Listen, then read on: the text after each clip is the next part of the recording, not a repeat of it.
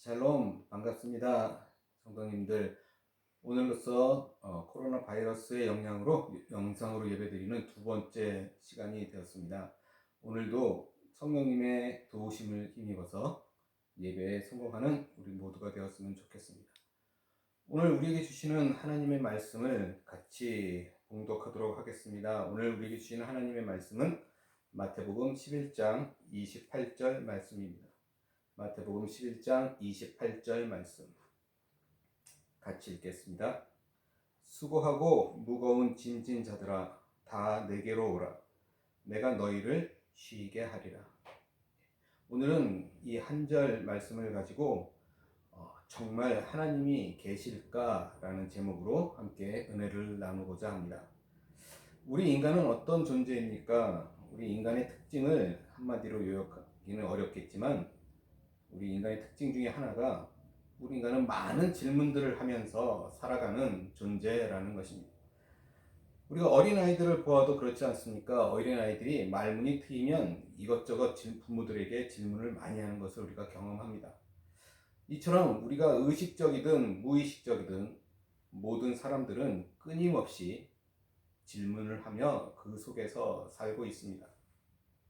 쉽게 이야기하면 지금 일어날까 말까서부터 오늘 저녁은 무엇을 먹을까? 무엇을 입을까? 오늘은 어디를 갈까? 무엇을 할까? 뭐 이런저런 질문들을 하고 그것을 선택하며 살아갑니다. 자, 질문하고 선택하는 것은 간단한 것 같이 보이고 별일 아닌 것 같이 보이지만 사실은 그렇게 질문하고 스스로 선택하면서 산다라는 것이 우리 인간만이 가진 존귀함의 표현이고 행복의 전제 조건이 되는 것입니다. 오늘 우리는 이 시간 하나의 질문을 하려고 합니다.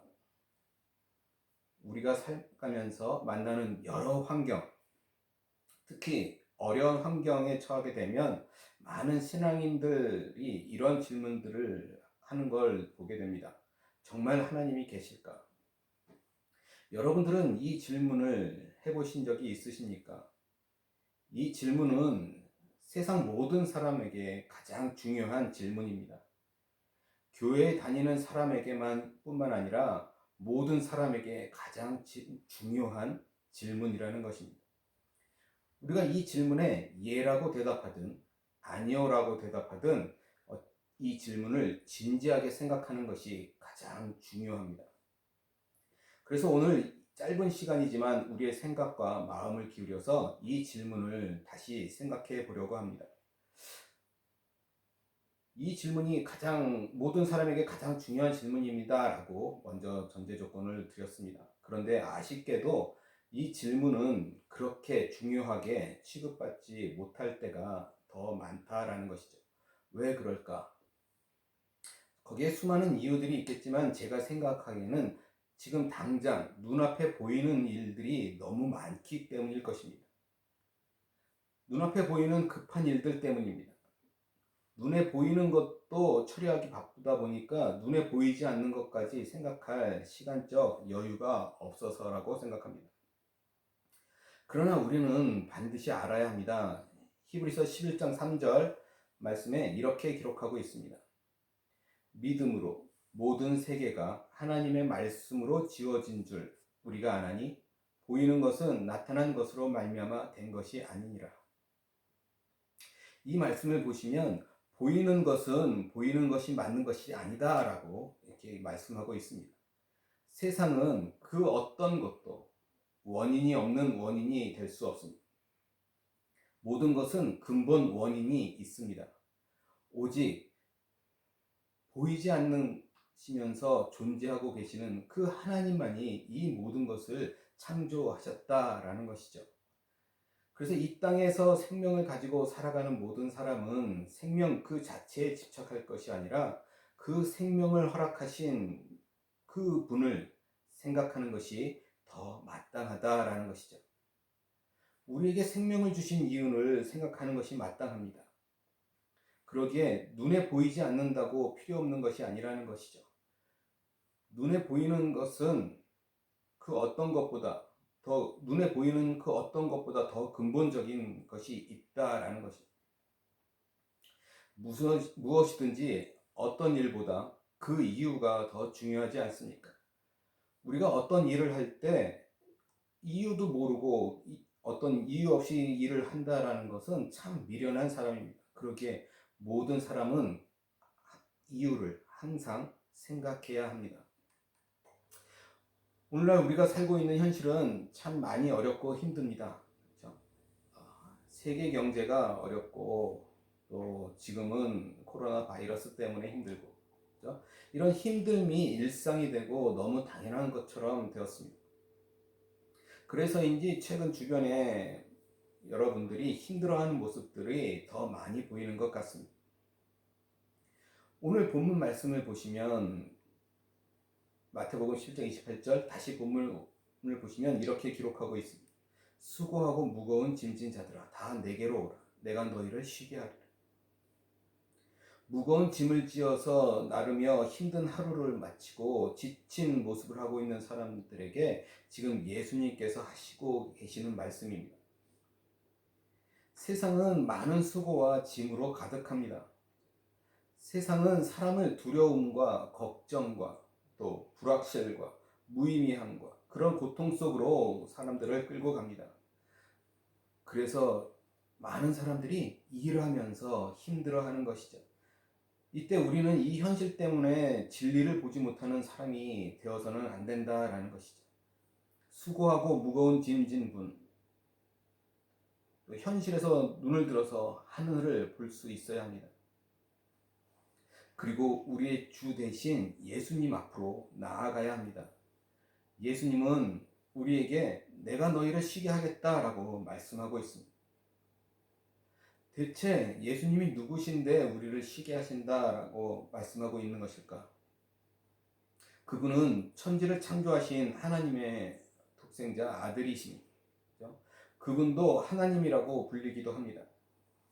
그런데 보통은 이 땅에 사셨던 이름으로 예수라고 불리는 것이죠. 우리를 구원하기 위해 이 땅에 오셨던 예수님의 그 깊은 사랑의 부르심에 응답하기만 하면 됩니다. 우리의 삶은 예수님 앞에 나아갈 때 완전히 바뀔 수 있습니다. 우리의 삶은 쉼을 얻게 될 것입니다. 일을 하지 않아서 쉬는 것이 아니라 그 일이 하나님과 연결되면서 위대한 일이 되는 것이죠. 무의미가 의미 있는 일이 되고 두려움이 변해서 평강이 될 것입니다. 다시 질문을 하겠습니다. 정말 하나님이 계실까? 하나님이 계시다고 전제할 때 인생의 가치와 하나님이 계시지 않다고 생각할 때 인생의 가치는 완전히 달라집니다. 하나님이 계시지 않다면 인간은 이 세상에 잠깐 나타났다가 살다가 끝나는 그런 존재인 것이죠. 다른 종교에서는 인간의 삶이 다 고생이기 때문에 가장 복된 것은 무구가 되는 것이라고 얘기합니다. 아무것도 없는 것이 되는 것이라고 이야기를 하죠. 그렇게 인생은 아무것도 아니든지 고생이든지 그렇다라고 이야기합니다. 그러나 하나님이 계시다면 어떨까? 시편 8편 6절 말씀을 보면 이렇게 말씀합니다.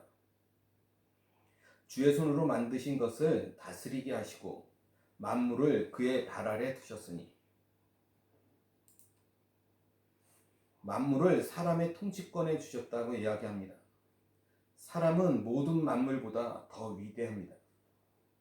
하나님이 계시지 않다고 가정한다면 사람은 기껏해야 이 세상에서 한순간 살다가 없어지는 그런 존재에 불과하지만 하나님이 계시다면 사람은 만물보다 존귀한 존재가 되는 것이고 또한 영원한 존재라고 말씀해 주고 있는 것이죠. 하나님께서는 그 사람들이 영원히 행복하게 살기를 원한다라고 말씀합니다.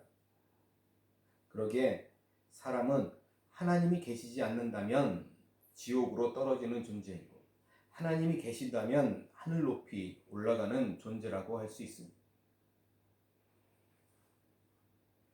사람은 하나님이 계시다고 믿어야 합니다. 그래야 사람도 존귀하게 되기 때문입니다. 사람들이 하나님이 있고 죽어서 천국과 지옥이 있다고 생각하면 그것이 두려워서라도 착하게 살 것이기 때문입니다. 그러나 오늘날 현실은 반대로 돌아가고 있습니다. 믿고 싶어 하지 않는 사람들을 더 많이 만나게 됩니다. 왜 믿고 싶어 하지 않을까? 그 이유들을 세 가지로 한번 정리해 봤습니다. 첫째는 기존에 교회 다니는 사람들의 못된 모습을 많이 보았기 때문입니다. 교회는 오랫동안 존경을 받아왔습니다. 우리나라에서도 초기에 존경을 참 많이 받았죠. 지금도 대부분의 의료 사업과 교육 사업과 구제 사업이 이 교회를 통해 이루어지고 있습니다. 그런데 오늘날 한국 교회는 존경을 많이 잃었습니다. 자기들만 생각하는 이기적인 모습들이 드러나기도 했고, 불신자들보다 못한 모습들을 드러내기도 했고, 또 많은 사건 사고 속에 많은 크리스천들이 포함되어 있기도 했습니다. 심지어 더 나아가서 많은 이단들이 생겨나기도 했죠. 그들의 잘못도 모두 교회로 돌아옵니다. 그래서 많은 사람들이 예수님은 좋아하지만 교회는 싫다고 이야기하는 사람들도 생겨나고 있는 현실인 것이죠. 두 번째 이유는 내가 교회를 다녀보았는데 믿음을 모르겠다라고 생각하는 사람들이 있다라는 것입니다. 그런데 그것은 달에 가보고 우주에 하나님이 없다고 하는 사람과 같습니다. 조금 더 신실하게 찾아야 하는데 찾지 않고 많은 사람들이 하나님을 모른 채 교회를 떠나곤 합니다. 믿음이라는 것은 티끌과 같은 성격을 가질 때가 있습니다. 우리가 믿음의 일을 겪었는데 아주 작아서 잘 보이지 않습니다. 믿음의 일인 것 같기도 하고 우연인 것 같기도 합니다. 내가 병 고침을 받았는데 기도로 고침을 받은 것 같기도 하고 아닌 것 같기도 합니다. 그것이 이상한 것이 아니라 그것이 믿음이라는 것의 성격이라는 것이죠. 우리는 이 세상에서 항상 그렇게 믿음을 알아가는 것입니다. 티끌 같은 여린 믿음들이 쌓이면 어느 날 뒤돌아보면 그 티끌들이 모여서 태산처럼 큰 믿음을 이루는 것을 보게 될 것입니다. 태산이 된 믿음들이 쌓여서 더 큰 산이 되는 것입니다. 그래서 믿음은 오랜 시간들이 필요합니다. 티끌 몇으로는 결코 믿음을 경험했다라고 말하기 힘들기 때문에 그렇습니다. 그것이 믿음이라는 것이죠. 마지막 세 번째 이유는 교만과 불신앙입니다. 죽음 이후에 세상에 가보지 않았기 때문에 모른다고 말합니다. 이 땅에서도 여전히 하나님을 만나고 알 수 있는데도 교만함으로 하나님을 받아들일 마음의 공간이 없는 사람들입니다. 우리는 현상, 그 눈앞에 벌어진 현상 너머를 볼 수 있어야 합니다. 그 현상만 보는 것이 아니라 그 진실을 볼 수 있어야 합니다. 세상은 예수님을 성자라고 말합니다. 제가 어렸을 때 예수님이 4대 성인이라고 지칭하는 책을 본 기억이 있습니다. 그죠? 그러나 예수님은 결코 성자가 아니십니다. 그죠?